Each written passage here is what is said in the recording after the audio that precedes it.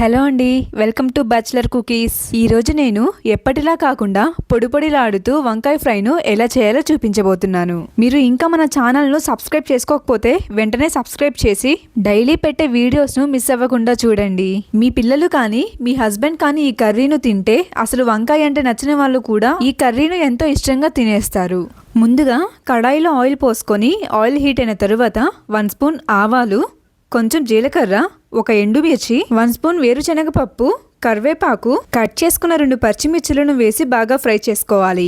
ఇక్కడ నేను ఈ కర్రీను మసాలాస్ ఏమీ యూజ్ చేయకుండా చేస్తున్నాను. వేరుశనగపప్పు ఫ్రై అయిపోయినప్పుడు ఇక్కడ ఒక ఆనియన్ ను పొడవుగా కట్ చేసుకున్న పీసెస్ ను యాడ్ చేస్తున్నాను. ఇవన్నీ కొంచెం తొందరగా మగ్గడానికి కొంచెం సాల్ట్ యాడ్ చేస్తున్నాను. మనం వేసుకున్న ఇంగ్రీడియంట్స్ మొత్తం ఇలా మగ్గే వరకు ఫ్రై చేసుకోవాలి. చూడండి, ఆనియన్ పీసెస్ కూడా ఒక 50% మగ్గిపోయింది. ఇప్పుడు ముందుగానే కట్ చేసుకున్న వంకాయ ముక్కలను యాడ్ చేస్తున్నాను. మీరు ఈ వంకాయ ముక్కలను కట్ చేసినప్పుడే సాల్ట్ వాటర్ లో వేసేయండి. అప్పుడు మనకు కర్నెక్కకుండా ఉంటాయి. కలర్ కూడా చేంజ్ అవ్వదు.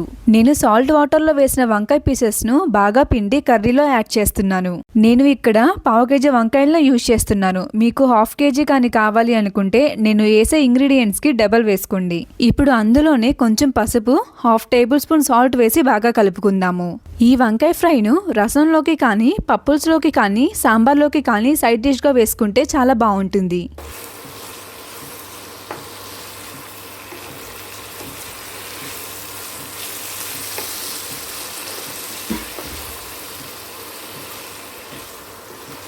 ఇలా ఈ వంకాయ పీసెస్ అనేవి 75% ఫ్రై అయిపోయిన తరువాత అందులోనే 1/2 టేబుల్ స్పూన్ కారం వేసి బాగా కలుపుకుందాం. ఇది మనకు బాగా ఫ్రై అయ్యే గ్యాప్ లో 1 టేబుల్ స్పూన్ వేరుశనగపప్పు, 2 టేబుల్ స్పూన్ శనగపప్పును బాగా మెత్తగా పౌడర్ చేసుకుందాం. చూడండి, ఇలా మెత్తగా పౌడర్ అయిపోయాక ఈ ఫ్రైలో యాడ్ చేసుకోవాలి.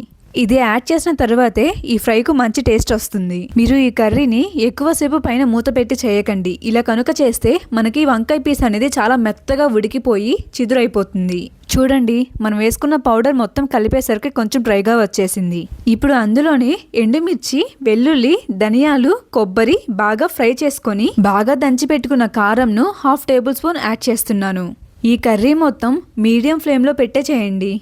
మనం వేసుకున్న స్పైసెస్ మొత్తం బాగా కలిసే వరకు కలిపి ఒక 2 మినిట్స్ అలా ఉంచేద్దాం.